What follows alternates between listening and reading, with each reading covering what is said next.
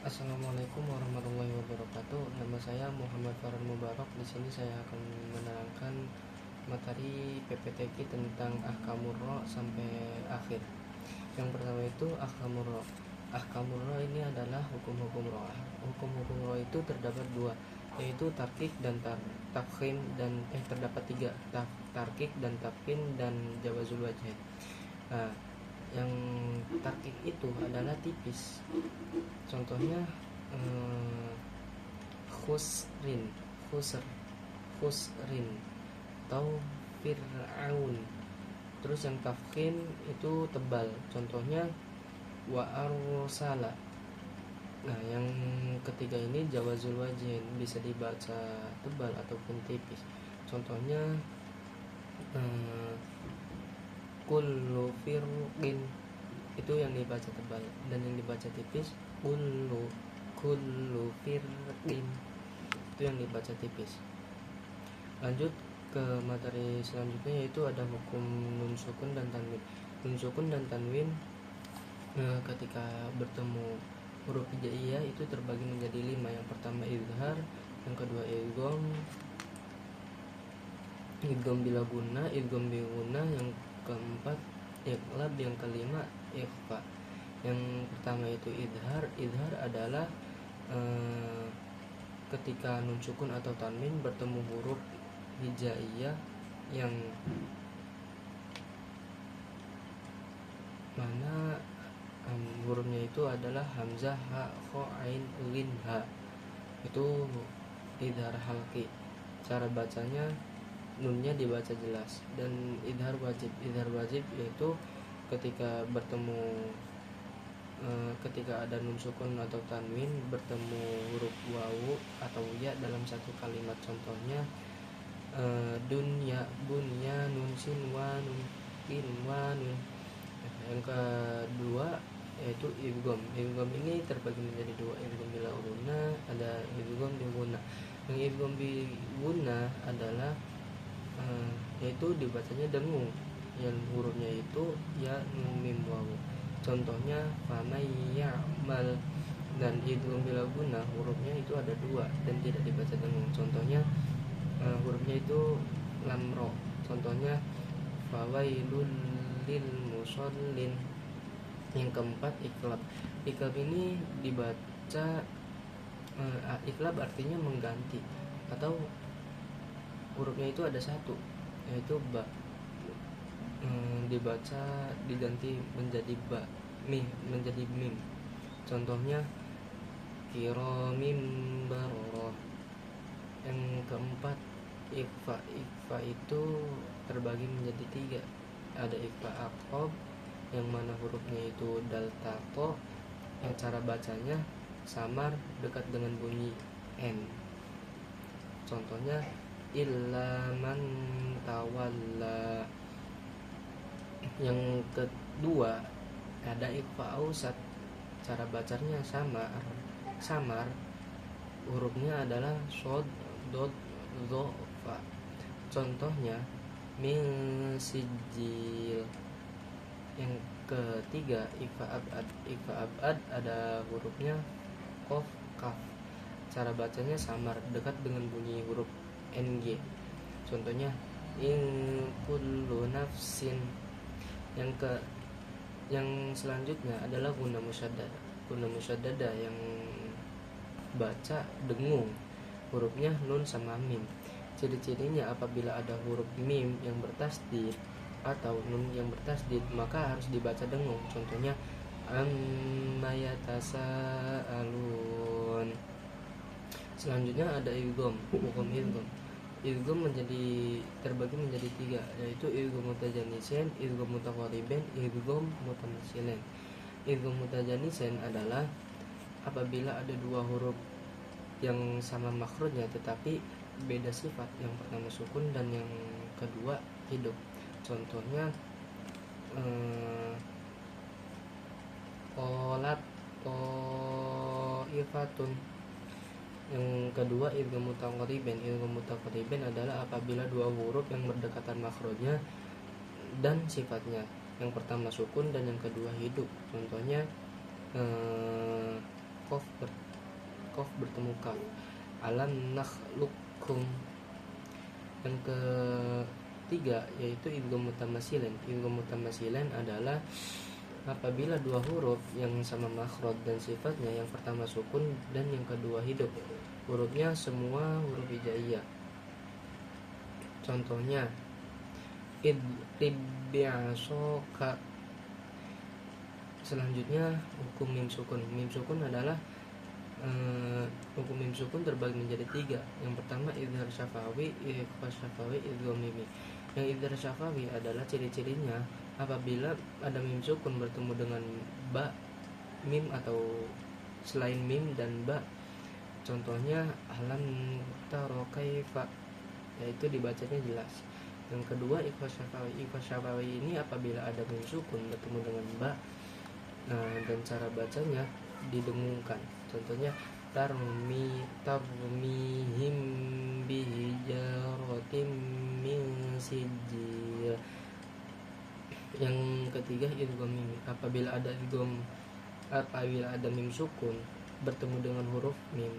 Contohnya wala in sa'altahum man khalaq. Yang selanjutnya adalah hukum qalqalah. Qalqalah adalah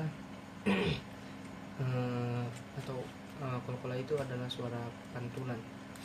Qalqalah di sini terbagi menjadi tiga, yaitu adalah qalqalah sugro, qalqalah kubro, qalqalah wusta.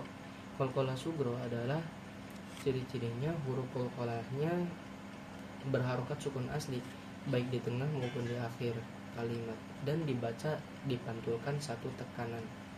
Contohnya alladzi at'amahum min ju'. Nah, yang kedua qalqalah wusta. Apabila huruf qalqalahnya di akhir kalimat diwaqafkan tanpa tasdid, dipantulkan satu tekanan. Contohnya fahum fi amrim marij.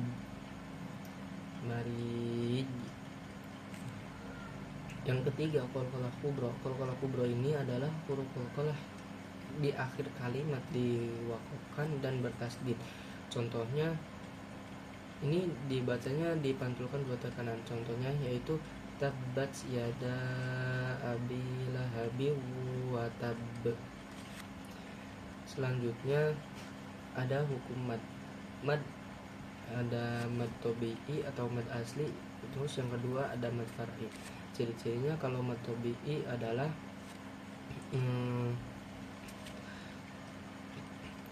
cara bacanya dibaca dua harokat. Contoh nuhiha. Yang kedua mad far'i. Mad far'i secara garis besar terbagi menjadi dua. Yang pertama mad mulhaq bil asli, dan yang kedua mad ghairu mulhaq bil asli.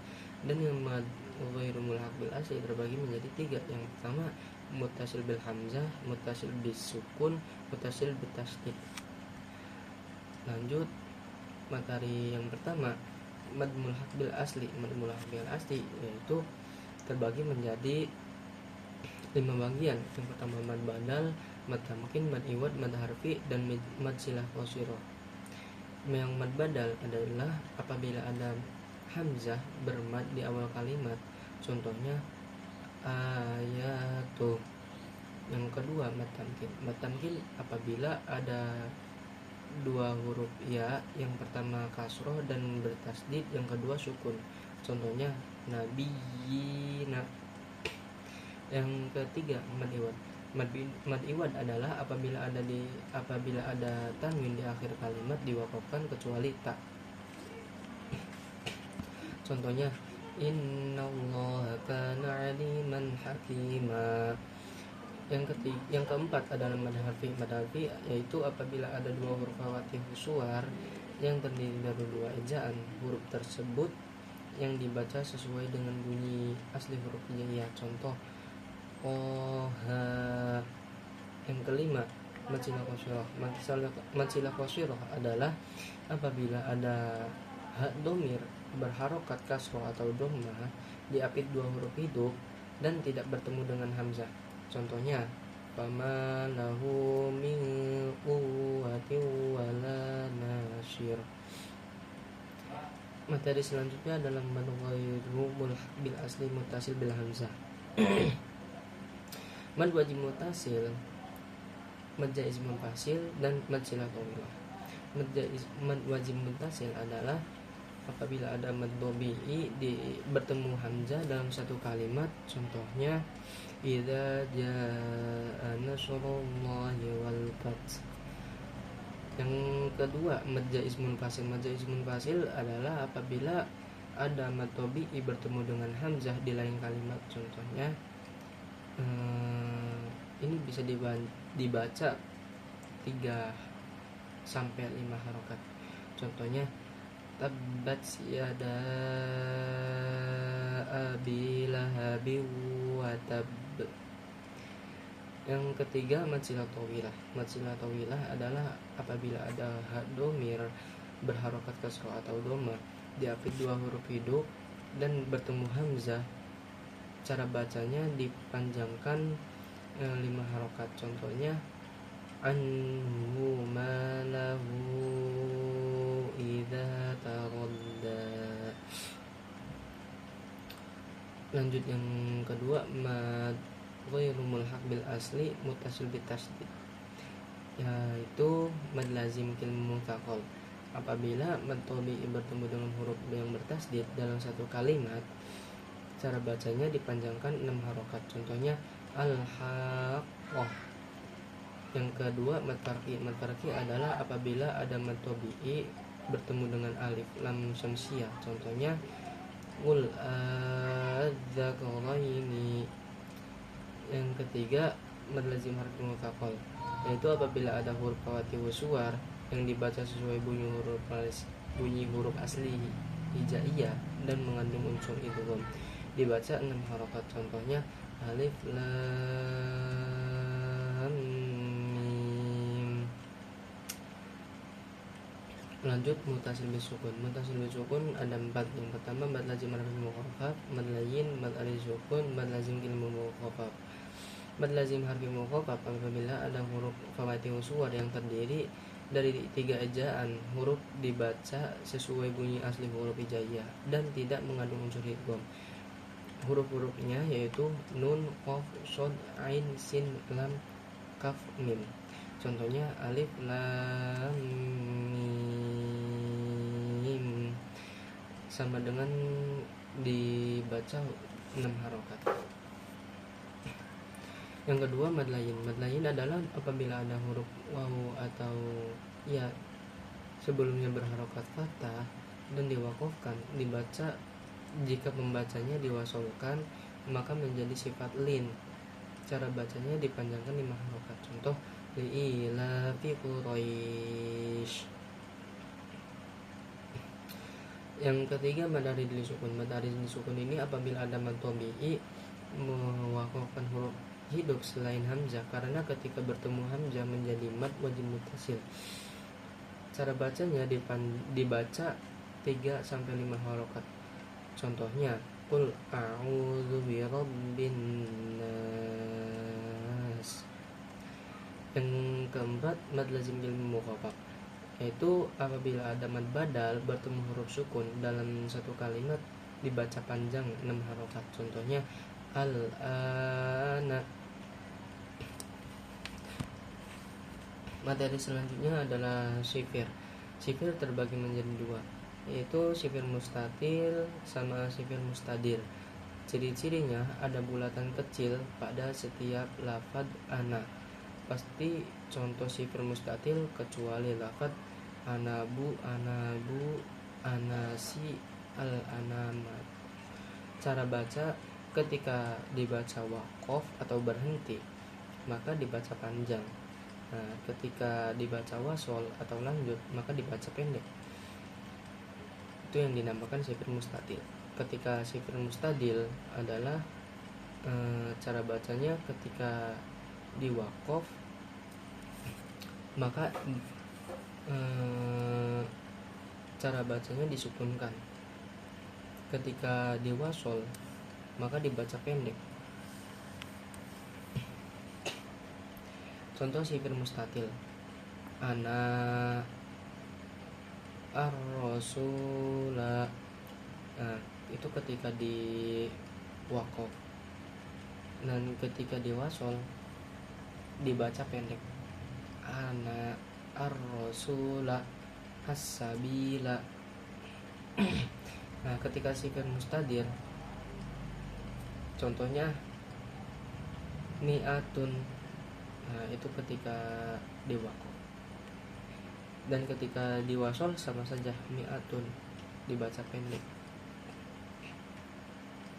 Materi selanjutnya adalah wakof, wasol, dan ibtida. Di sini wakof artinya berhenti, wasol itu artinya dilanjut, dan ibtida artinya cara memutus dan mengulang kembali bacaan. Tanda wakof mim. Di sini ada beberapa tanda wakof, yaitu yang pertama tanda wakof mim, yaitu dinamakan wakof lazim. Cara bacanya harus berhenti. Nah, ketika terus yang kedua itu tanda baca wakofnya itu to, huruf to, wakof mutlak, dinamakan wakof mutlak. Lebih utama berhenti, tetapi lanjut itu boleh. Yang ketiga ada wakof khola atau wakoful aula, wakof tam. Lebih utama berhenti, tapi lanjut boleh. Yang selanjutnya adalah tanda wakof jim, yaitu wakof jaiz, boleh berhenti, boleh lanjut. Yang selanjutnya ada wakof dengan tanda titik 3. Nah, itu dinamakan wakof mu'anaqah, berhenti pada salah satu titik tersebut. Yang selanjutnya ada sin, wakof saktah, berhenti sejenak 2 ketukan tanpa mengambil napas. Nah, yang selanjutnya adalah huruf lam alif, itu dinamakan wakof mamnu, atau nama lainnya adamul waqfi, wakof qobi, dan lawasol. Harus lanjut bacanya. Terus ada wakof dengan tanda huruf sola, yang artinya yang dinamakan dengan al-wastul aula, wakof kafi. Cara bacanya lebih utama lanjut, tapi berhenti boleh. Dan yang selanjutnya ada huruf zai, wakof muzawaz, yaitu lebih utama lanjut, tapi berhenti boleh. Yang selanjutnya ada wakof sod, huruf sod, wakof murakas. Di cara bacanya lebih utama lanjut, tapi berhenti boleh. Terus ada wakof raum, wakof isyarah, atau mengisyaratkan huruf yang diwakofkan.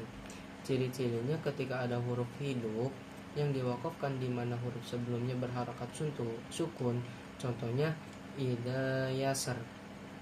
Nah, pada kalimat ida yasar ini terdapat yasrin, kalimat aslinya itu yasrin.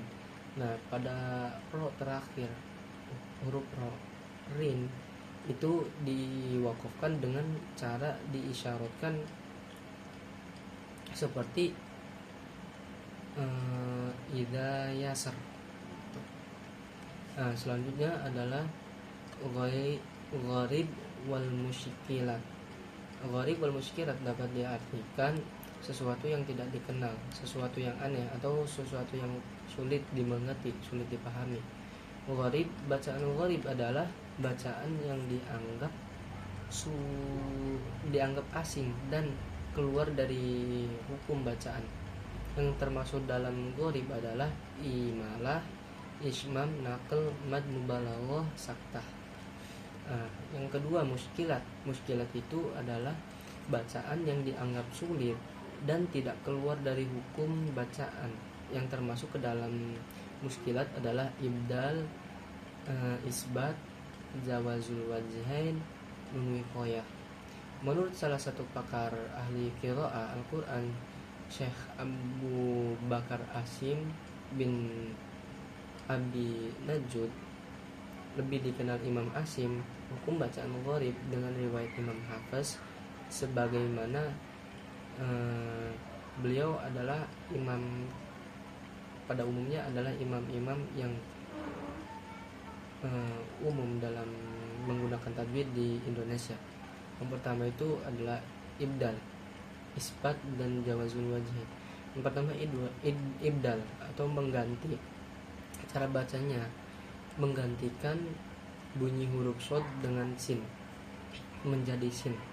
Contohnya wallahu yaqbidu wa yabsutu. Nah, dalam lafaz wallahu yaqbidu wa yabsutu aslinya kan itu wa yabsutu. Nah, lafaz shad yang terdapat dalam bacaan wa yabsutu diganti menjadi huruf sin. Contohnya wallahu yaqbidu wa yabsutu, sutu, sin, pakai sin. Yang kedua ada isbat atau menetapkan huruf shad. Contohnya lasta alaihim bimusaitir.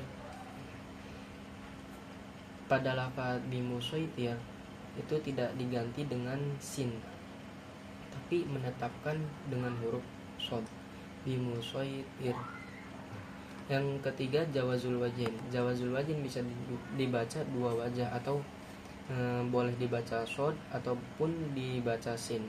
Contohnya amhumul musaytirun. Nah, itu ketika dibaca shad. Yang dibaca sin amhumul musaytirun.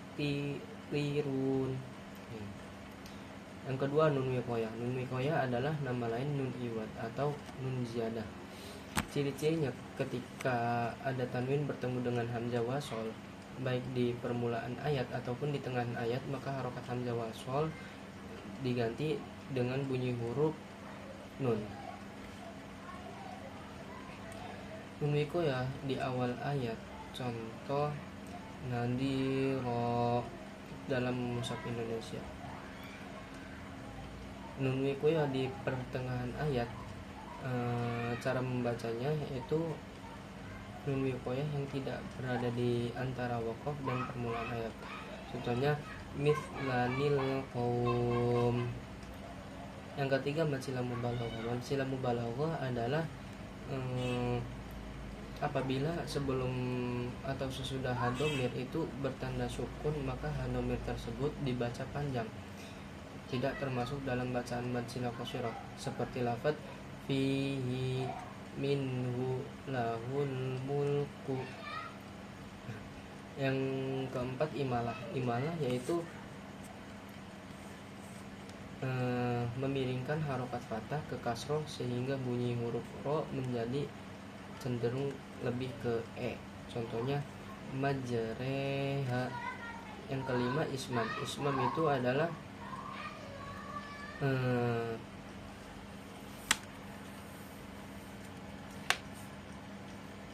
bibir mencucu di tengah guna. Contohnya la ta'manna. Nah, pada lafaz asli la ta'manna yaitu la ta'manuna. Nah, la ta'manuna akan tetapi tulisan pada mushafnya yaitu la ta'manna. Namun karena lafaz aslinya adalah ta'manuna, maka pada huruf nun, nu yang berharokat nu tadi dimonyongkan, namun hanya dengan diisyaratkan tanpa ada bunyinya, tanpa ada bunyi huruf nu tersebut.